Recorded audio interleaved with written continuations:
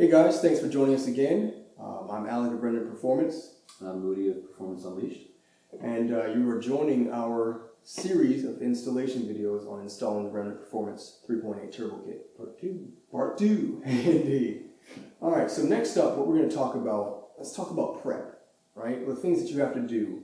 Then we'll go over removal of parts that you have to do, and then Moody will handle. I'll handle the pro tips on things that'll help you out during the install, and I will talk about mods that people have questions about and how they will be affected by the kit. Alright, so start with prep. So what are the things that you need to do? Well, I recommend that you go ahead and remove both headlights. Really the passenger side one is really the only one that needs to be removed for actually installing the kit. But as Moody pointed out, if you don't remove them both, if you drop something on the headlight that's a cracked headlight, you don't want to do that. So really simple, 10 millimeter, 2 bolts, boom, pop it out, right?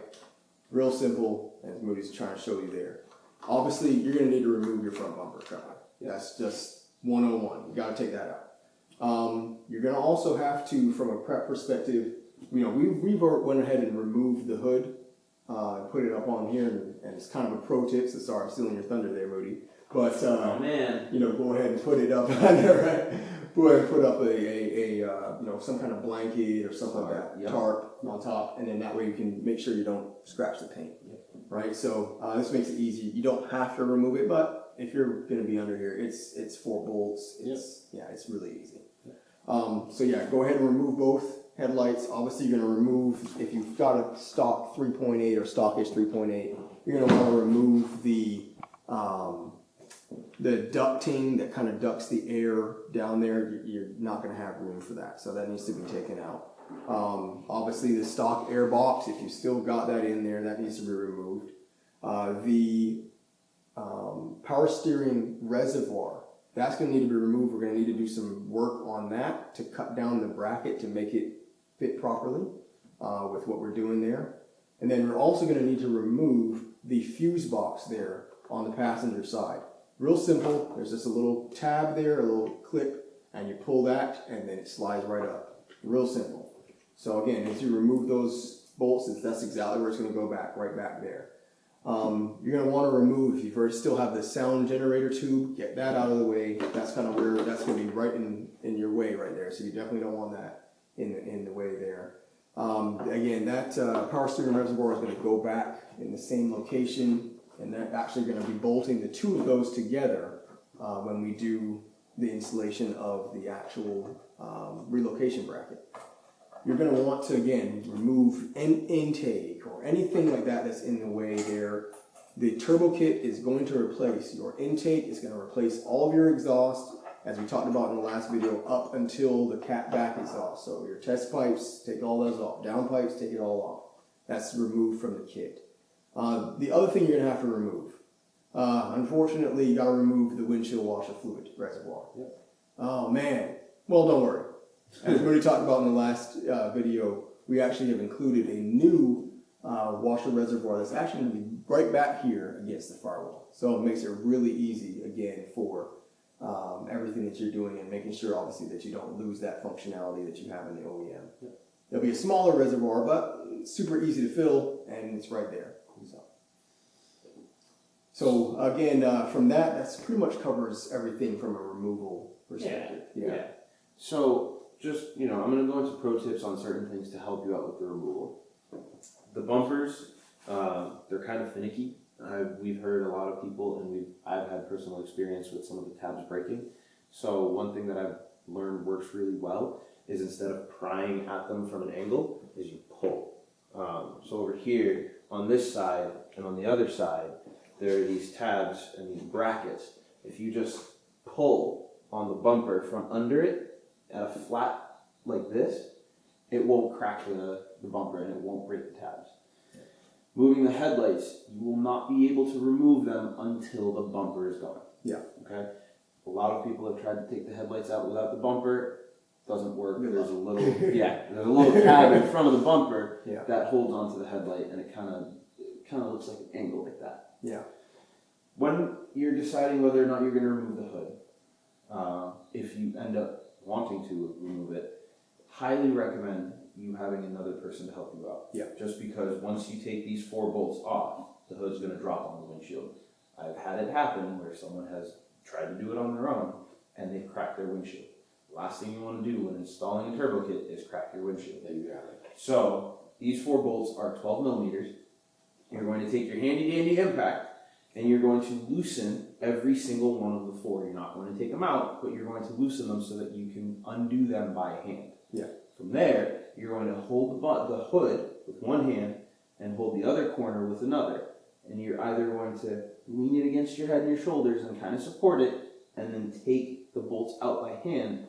Once the bolts are out, you're going to grab the hood like this, and you're going to run it over to the top of the car, on top of a mattress, or anything that'll stop the hood from scratching the paint. Yeah. This hood's not going anywhere, Yeah. right? Until you want to put it back on. That stops the hood from getting scratched. You have all the space to work in the engine bay, and if you have light coming down, you can see everything. Yeah. I'd say also one thing you're going to need to do is remove the sway bar. Completely forgot about that. Oh yeah, that's right. Yeah, you're going to definitely need to do Right. that. Yeah. So the sway bar down underneath, when we're doing the exhaust, we'll show you what it looks like and how it comes off, and I'll give you another pro tip on taking the end links off the sway bar. Yeah. For some people that live up north where things start to rust, Yeah. it might be a little pain. Yeah. Another thing to think about is your wiring harness. There's going to be a little bit of modification because the IAT sensor is going to have to move from your intake box to the turbo kit piping, and some of this wiring is going to be in close proximity to the turbo and the exhaust. So we've provided you with enough heat wrap and and the gold reflective tape. I would honestly recommend enough insulation where you're going to put the loom around it and then you're going to heat wrap it, and then tape that so that it does not fray or come apart. You cannot get your wiring damaged. If you damage your harness, it is a major change and it's going to cause a lot of damage. And you're going to start running into really bad drivability issues and you're not going to know why because everything's plugged in. So be careful with your wiring. It's very important you cannot insulate it enough, basically is what I'm saying. Yeah. Now going into, kind of what Alec was saying earlier about mods, right? What mods can I put on that will work with the turbo kit? Not much. The turbo kit will actually replace a lot of stuff. So if you have a cold air intake, or as we like to call it, a warm air intake, your turbo kit will replace that because you have the cone filter and you have the inlet for the intake over here, which replaces the washer fluid reservoir. Yeah. If you have a throttle body spacer, that will not help you with the turbo kit. We cannot stress that enough. It will actually push the throttle body forward and it'll put strain on the cold side piping, as I've seen on my turbo kit in the past. Yeah. So remove the throttle body spacer.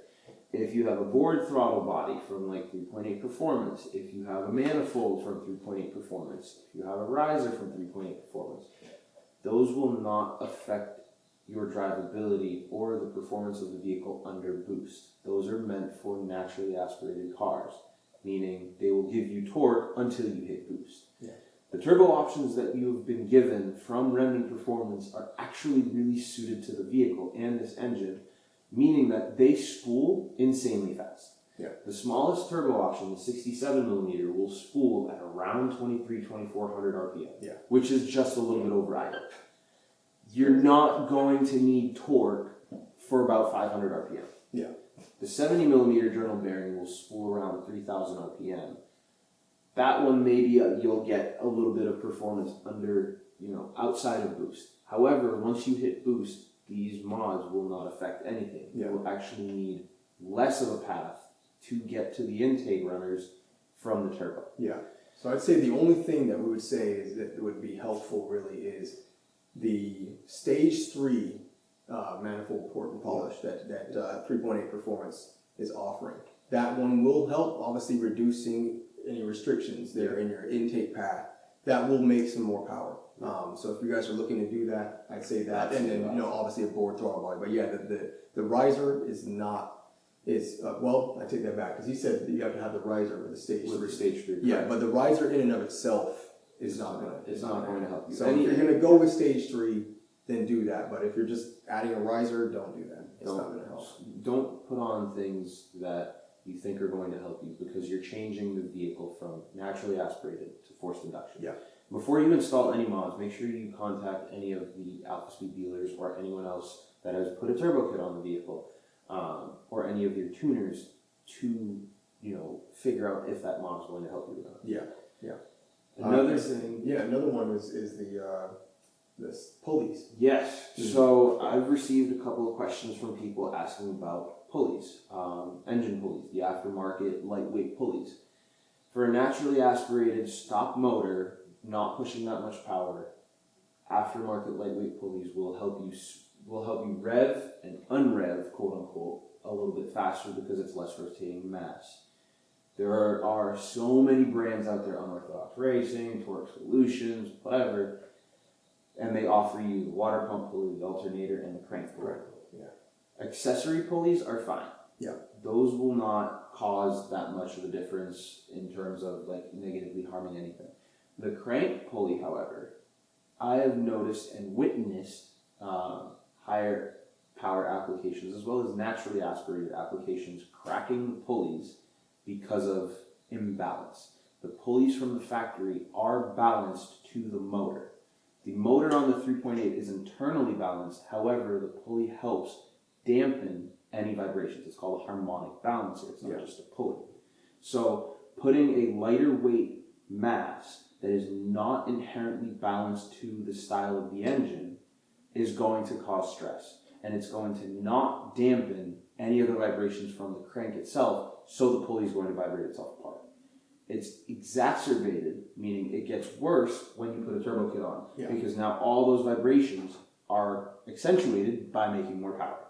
So if you're going to be running these pulleys, or you are running these pulleys, we would recommend at least changing back to the stock crank pulley. Yeah. One other thing that people have talked about is, oh, my car's going to overheat in hotter temperatures, blah, blah, blah. The stock radiator is more than capable of cooling your engine at the recommended PSI for a stock block at 6 PSI for the wastegate pressure. Okay? Yeah. We have run this vehicle, or Alec and Remnant have run this vehicle at 6 PSI with no issues, no overheating, and they have done significant pulls daily on this vehicle. Basically, Remnant has beaten on the vehicle to make sure that the stock cooling system is perfectly fine. If you're going to be running more boost, there are aftermarket radiators out there. Personally, I like CSF and Koyo. I've had bad experiences with Mishimoto, meaning that my radiator has leaked at the end tank, and several others have. Your mileage may vary, but this is our recommendation. Yeah. If you want to run an aftermarket radiator, CSF, Koyo, and Mishimoto are the options that you have. I'm recommending the first two. You do not need them, and it is very easy to replace the radiator. However, it's not necessary. Yeah. And one thing to keep in mind is when you do add a larger radiator, like this is the CSF right now, it is going to push your fan shroud back. Now, you can work with obviously with the turbo kit to make it work. It's not going to be an impossible task or anything like that. You're just going to have to cut the fan shroud. You're going to have to trim it back, right? Which is fine. Again, you'll still have the shroud. You'll just have to trim it in specific areas. Don't worry, we've got a picture for that, and we'll actually put it up there on the video when we're going through that whole installation process. Yep. So all you're going to need is a Dremel or something that's able to shave down the shroud in the area that the intercooler piping will hit. That's about it. But like we said, it's strut tower brace, right? Strut tower brace, you gotta remove that. Yeah. If you don't remove the strut tower brace, it's going to be very hard to actually put the fuse box and everything in place there, and you won't be able to get the washer fluid tank in there without removing the strut tower brace. So don't worry, you're not deleting it. Yeah, you're just removing it for install and then putting it back on. Yeah. Okay. It goes back on. One last thing for removal stuff and pro tip. Your hood strut, right? There's a little tab right here that holds this strut.